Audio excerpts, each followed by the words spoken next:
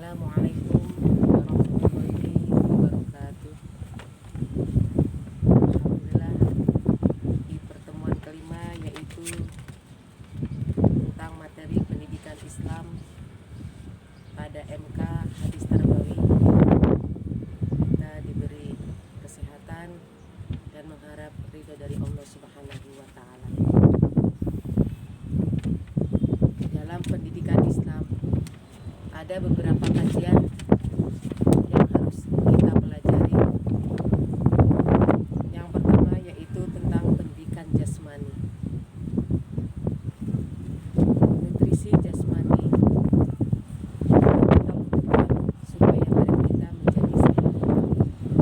Selain kita diberi oleh asupan-asupan yang bergizi, supaya kita tetap bisa melaksanakan ibadah sesuai dengan syariat yang ada. Contohnya, ketika badan kita sehat, maka kita bisa melakukan ibadah seperti sholat dari takbiratul ihram sampai salam tanpa ada hambatan apapun.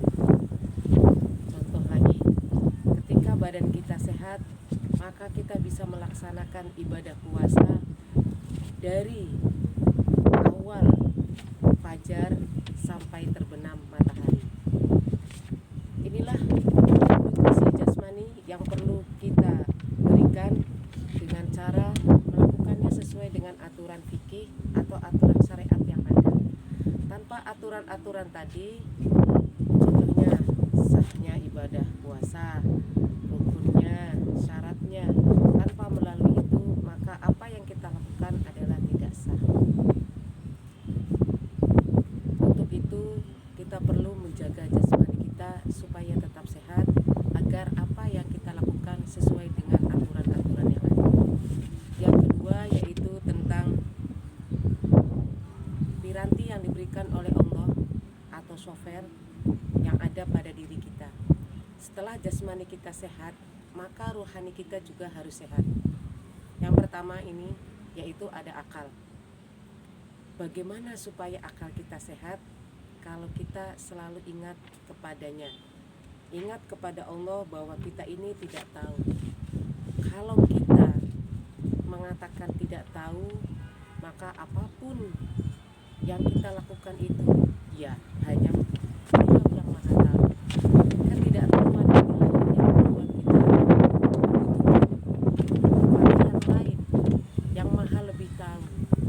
Ketika kita tidak tahu, di sini kita tidak berdaya.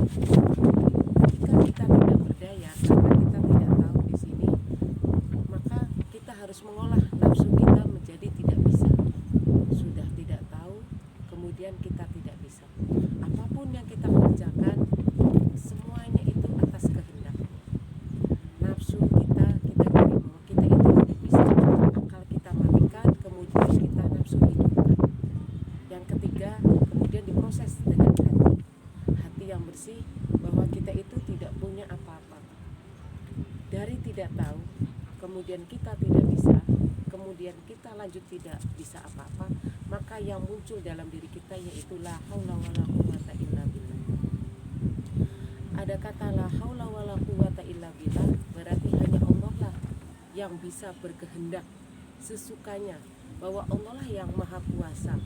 Tanpa fitrah iradanya, apapun yang kita lakukan tidak akan bisa, walaupun hanya menggerakkan jari, walaupun kita hanya menggerakkan kedipan mata, walaupun kita hanya menggerakkan sekedar nafas. Nah, disinilah piranti yang tadi yang tiga itu kita tujukan semuanya hanya kepada Allah.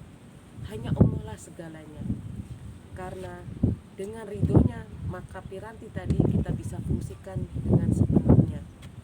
Tidak tahu, tidak bisa, dan tidak punya apa-apa. Jadi ketika materi kemarin tentang syahadat, setelah kita syahadat ada penyaksian bahwa di situ kita sebagai hamba, kemudian kita mengikuti aturan syariat yang diberikan oleh Rasulullah, dilanjut dengan lafaz hauqalah, ketidakberdayaan. Maka menjadi satu rangkaian yaitu asyhadu alla ilaha illallah wa asyhadu anna muhammadar rasulullah. Allahumma sholli ala sayyidina Muhammadin wa ala alihi dan dilanjutkan dengan la haula wala quwwata illa billahil aliyil azim. Proses inilah yang kemudian mengantarkan kita menuju kepada yang ketiga, yaitu tentang pendidikan akidah.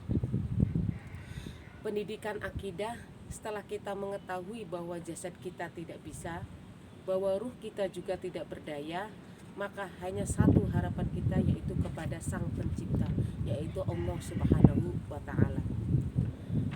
Kita tanamkan kepada diri kita sebagai role model, orang tua atau calon orang tua yang kemudian akan diikuti oleh anak-anaknya.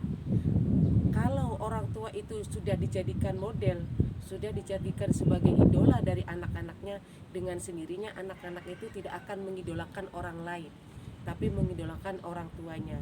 Yang kemudian orang tuanya ini melakukan kegiatannya yang didasarkan kepada idola yang sesungguhnya, yaitu Rasulullah. Setelah kita mengikuti Rasulullah tadi, maka kita tidak lupa kepada Sang Pencipta Rasulullah, yaitu Allah Subhanahu wa Ta'ala. Ketika semuanya ditanamkan seperti itu, maka hanya Allah lah harapan kita, hanya Allah lah tempat mengadu kita, hanya Allah lah tempat segalanya. Ya, jadi yang pertama yaitu tentang pendidikan jasmani, itu berarti syariatnya. Yang kedua, pendidikan tentang akal, tentang nafsu dan tentang hati, itu adalah hakikatnya. Dan yang ketiga, pendidikan akidah, yaitu sebagai ma'rifatullah. Hasil dari ma'rifatullah, maka kita timbul pada diri kita, yaitu akhlak. Akhlak seperti yang apa yang kita lakukan? Akhlak menurut Imam Ghazali yaitu tanpa direncanakan, tanpa kita lakukan dengan berusaha supaya menjadi lebih baik, tapi akhlak itu adalah sesuatu yang kita lakukan dengan sendirinya karena kebiasaan. Nah, ini yang dikatakan sebagai akhlak mulia. Nah, apakah nanti setelah orang itu melakukan ketiga tadi itu larinya ke rumah? Tidak. Yang muncul dari keseharian seorang yaitu akhlak mahmudah. Akhlak mahmudah yaitu bagaimana kita punya rasa pengorbanan, bagaimana kita punya rasa cinta kasih, bagaimana kita punya rasa peduli sosial, dan bagaimana kita mempunyai rasa pemaaf. Ketiga empat elemen tadi itu sebagai timbul dari akhlak mulia, maka sesuai dengan yang dilakukan oleh Rasulullah, innama bu'itsu li utammima makarimal akhlak. Jadi Allah mengutus Rasulullah itu hanya satu, hanya untuk mengurus umatnya tentang bagaimana bersikap terhadap dirinya, bagaimana bersikap terhadap lingkungannya, bagaimana bersikap kepada Sang Penciptanya. Innallaha la yanzuru ila ajsamikum wala ila suwarikum walaki yanzuru ila qulubikum wa a'malikum. Poin ini penting, bahwa Allah tidak akan melihat kita bagaimana cantiknya, bagaimana kekayaan kita, bagaimana tentang apa yang ada di diri kita, karena kita tidak memiliki apa-apa. Maka Allah akan melihat pada diri kita, yaitu hati kita dan amal perbuatan kita. Sekian dari saya, kurang lebihnya mohon maaf. Wassalamualaikum warahmatullahi wabarakatuh.